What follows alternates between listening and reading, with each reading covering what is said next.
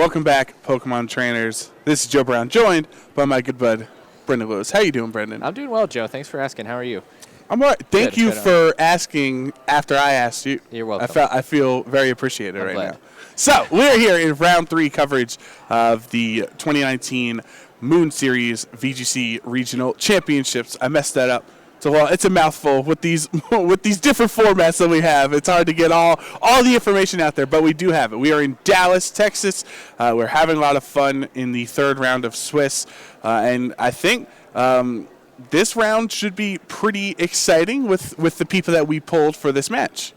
Yeah, and one of the players that we've selected is Gary Qian, who has been around for a bunch of years, and I think his one of his biggest accomplishments was, and we always talk about, how players did in previous restricted formats. He actually top cut the national championship in 2016 with a really cool team that I think had Mega Venusaur and Mewtwo on it. So definitely a little bit of heat there, and he's actually a player that's pretty well known for running heat. I think in 2017 or 2018 he was using Flygon. Yes, I remember that. So a lot of stuff that he likes to mix it up a little bit. In Worlds 2016 he brought Zebstrika.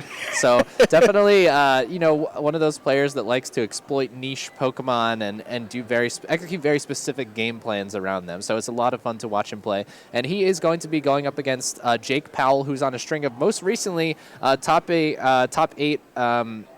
I already forgot Columbus and Anaheim. And then Anaheim has made top 16 in both of those regionals. So a player that seems to have adapted well to our new 2019 formats. So, I always feel like, outside of the very select elite, it almost takes a different breed to be effective at some of these restricted formats. So it seems like maybe that's something that Jake has adapted well to.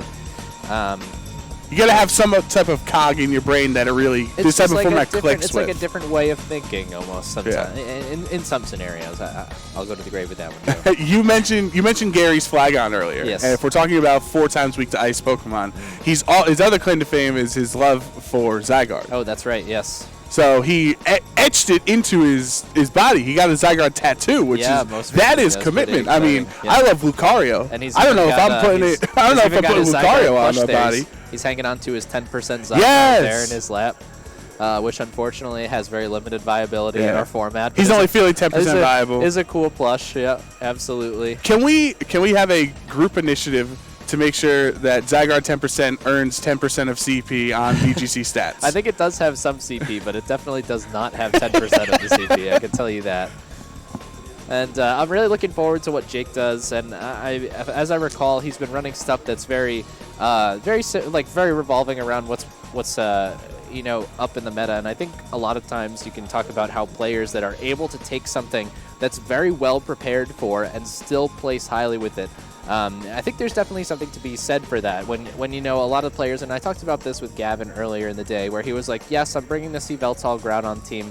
Everybody knows how to play against it, so I'm just going to go ahead and play better than them, basically, is what he was getting at. And I think it's a lot different as far as like a mindset, whereas, Gary likes to exploit I'm going to use Flygon. Maybe you don't know what I'm going to do. Or, I'm going to use, Mewtwo back in 2016, and you might not be prepared for that matchup. And it's very different than just saying, you know what, I'm going to take these 6 Pokemon. They've been established as something that's very effective over some period of time, and I'm just going to beat you with it.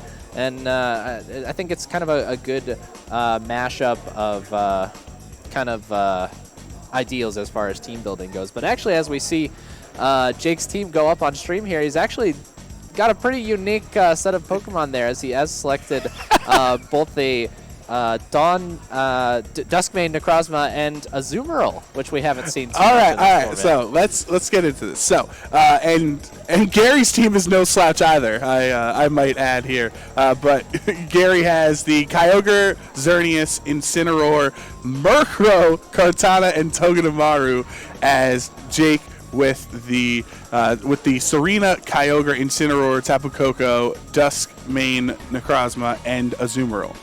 I think Togedemaru is like kind of a pretty interesting Pokemon. It was something that I had kind of played around with because in theory it does very effectively against the combination of Kyogre Yveltal and the combination of Kyogre Xerneas. And in this kind of format where steals are king, because Xerneas is, you Right. know, whatever's above King, I guess. Super King. You can never really be beyond. You can always choose a steel type. Most steel types are viable, I guess is what I'm trying to say. And Togedemaru is kind of interesting. It's so close. It has this great support move pool with things like Nuzzle, Fake Out, Super Fang, Zing Zap, Iron Head. It's got all this stuff that it can do, but sometimes it just feels like it's just a little bit lacking in stats. Whether or not you were to try and give it an Assault Vest or some sort of a Pinch Berry, it just always feels like it's kind of just doing a little bit less than you wanted to, and I tested a little bit with it, so I say this from a deep amount of experience, Joe.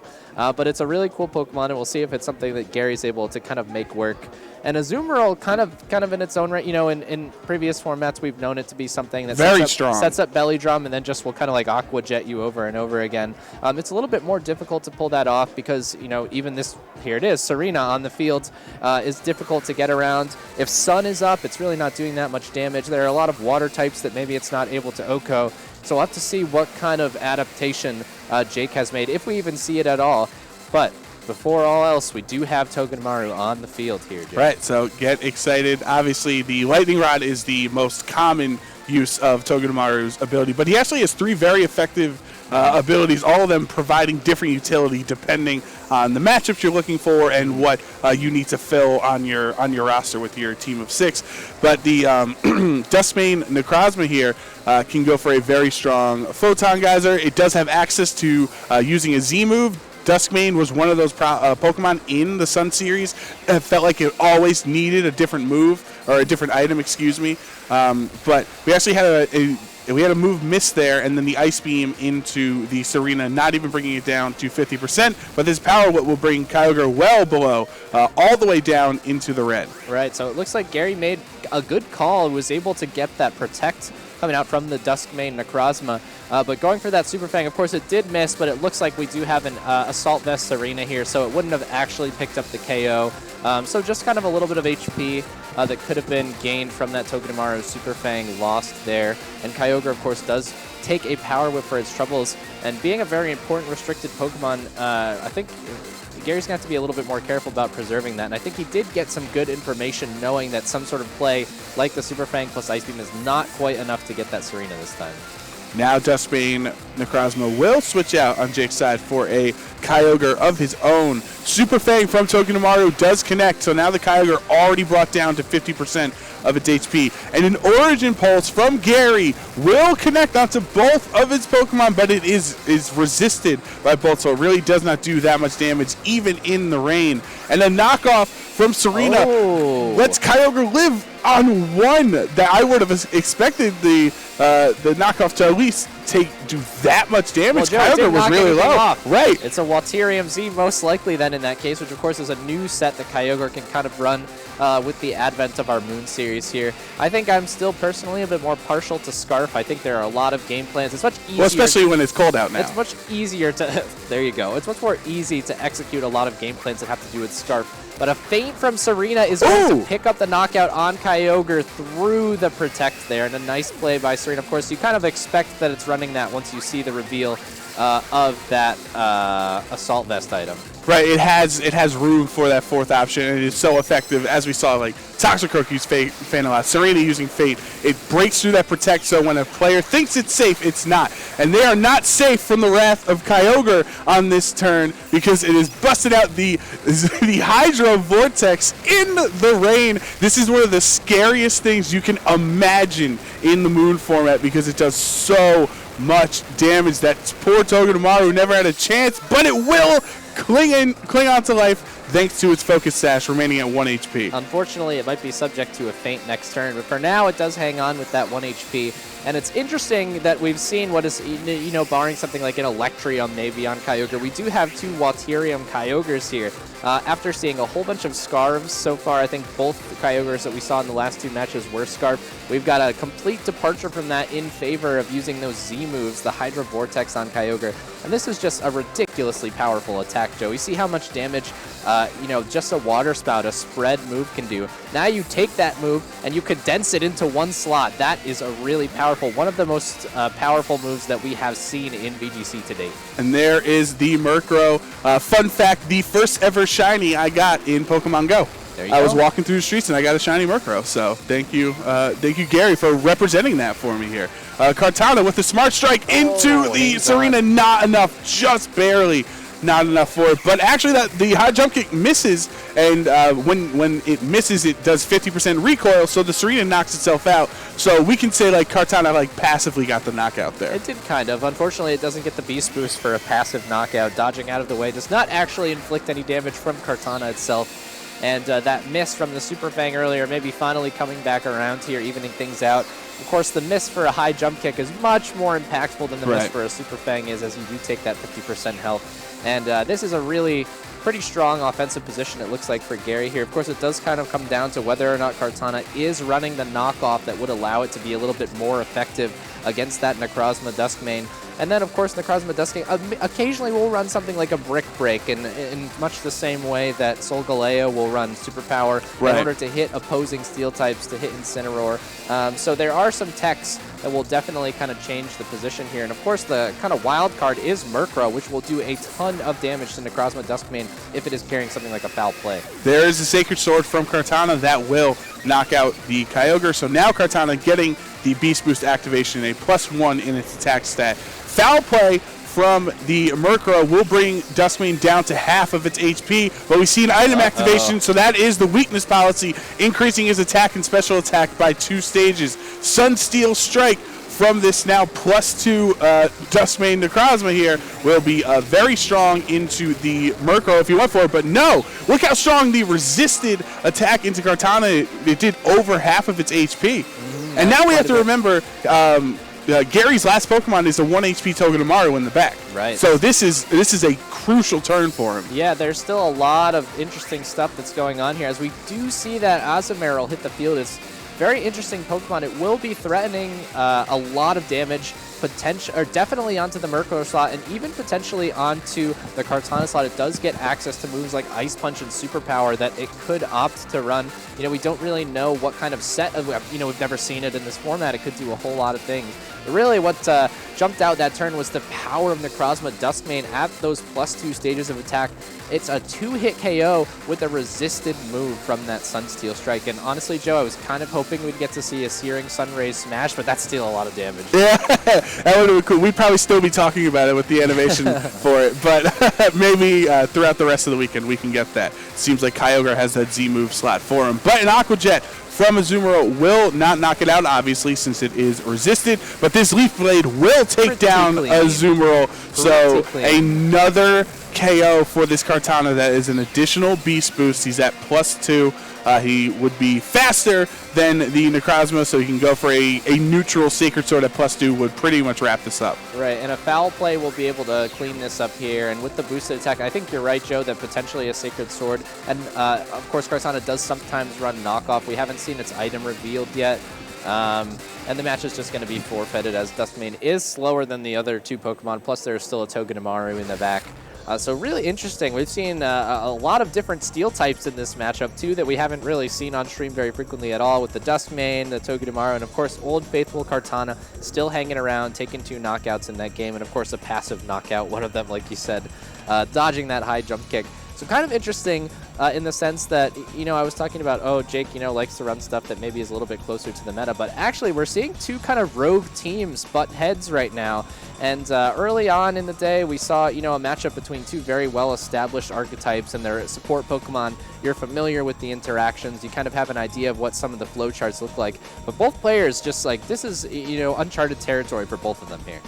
Yeah, what I really enjoyed about that first match was how Jake started off strong, and it was like, his Serena gets the knockout with Feint. It's able to live, to endure the hit, and it seemed like Jake was in a strong position, but Gary was able, when he got his Kartana rolling, it's like just a big snowball going downhill. Like you cannot stop Kartana once it gets those Beast Boosts rolling, and that is something that Jake is going to have to make an adjustment in game 2. It is nice for your +2 Duskmane Necrozma to be a 2-hit on Kartana, but you need a better answer than that. Yeah, you definitely do, and I think in that sense, he'll probably think about, Jake will, about bringing Incineroar in this scenario. I think really what he wants to do, and it's kind of seems to be the goal of his team, is to try and get an Intimidate up. I don't know that you would necessarily run a Azumarill without at least having some way to get it into position to be clicking, Waterfall or Play Rough.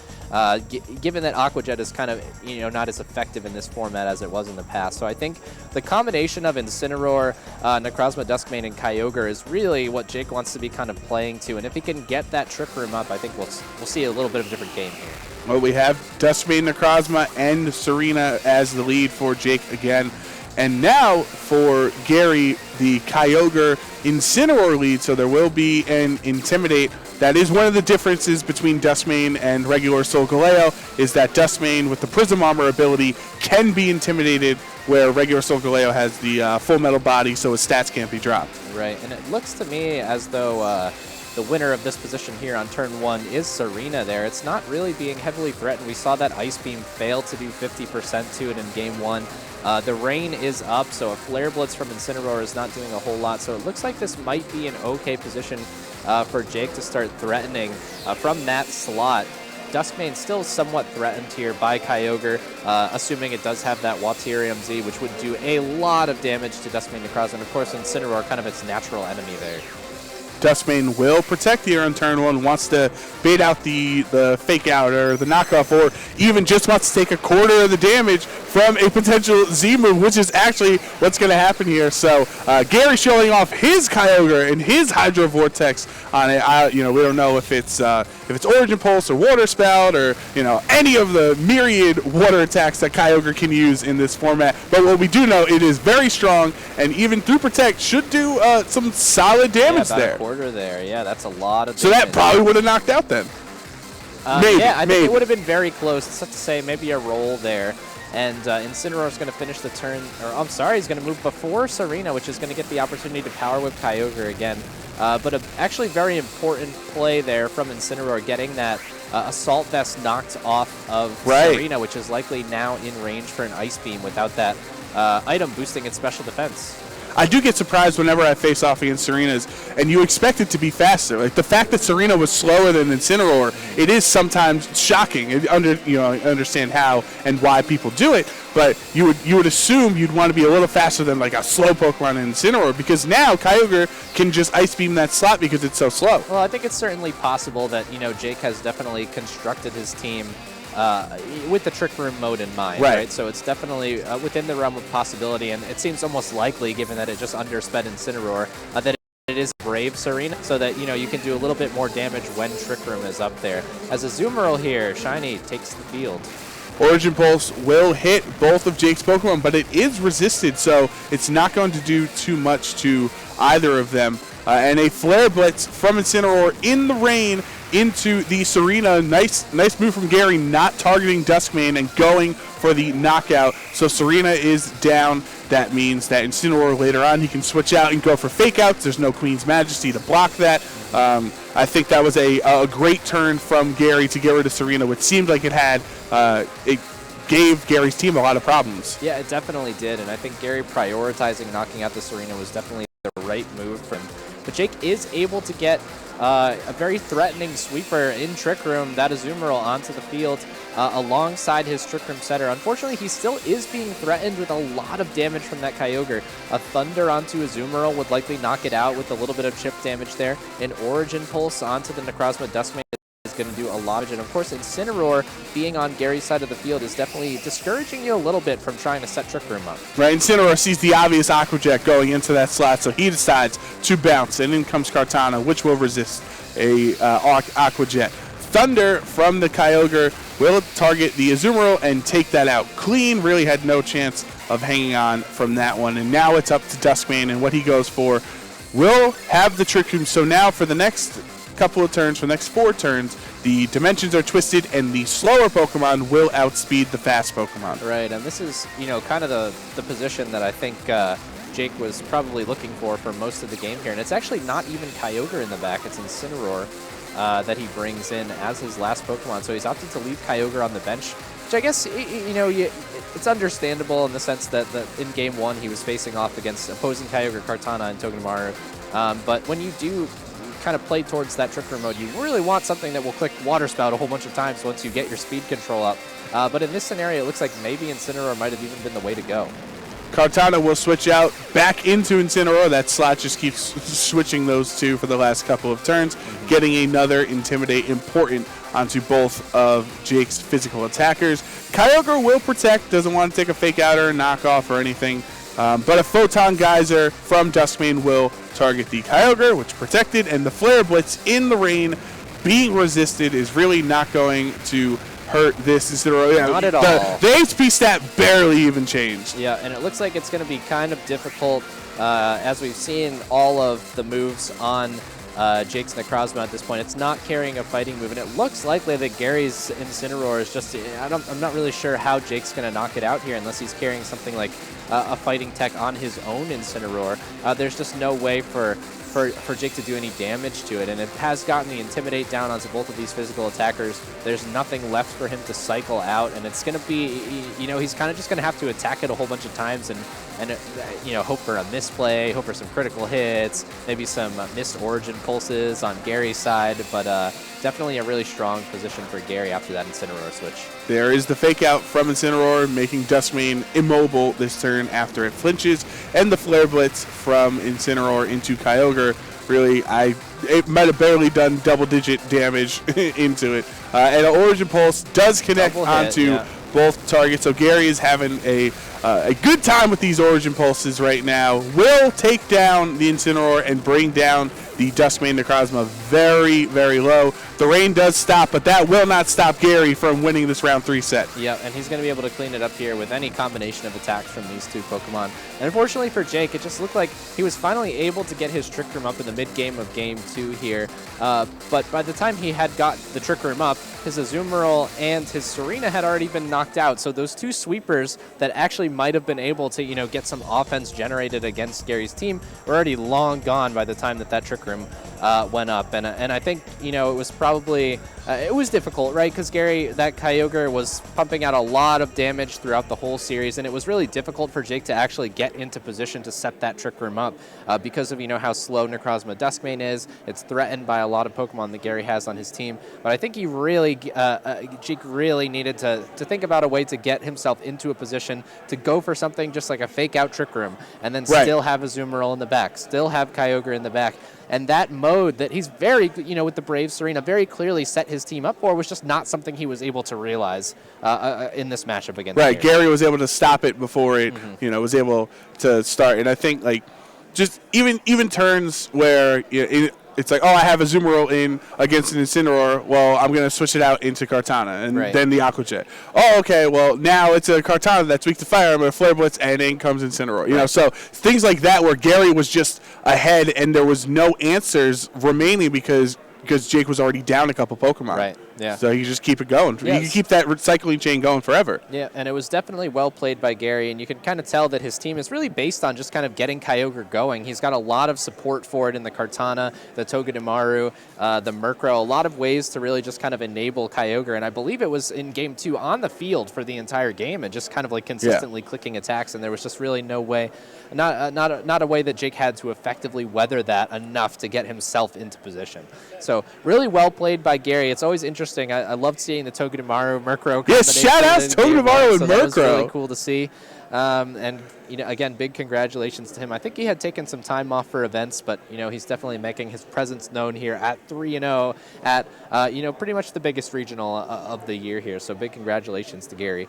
I believe we're going to take a short break and come back with an interview with him in just a couple minutes. So stay tuned. We'll be back with our coverage of the Dallas Regionals very shortly.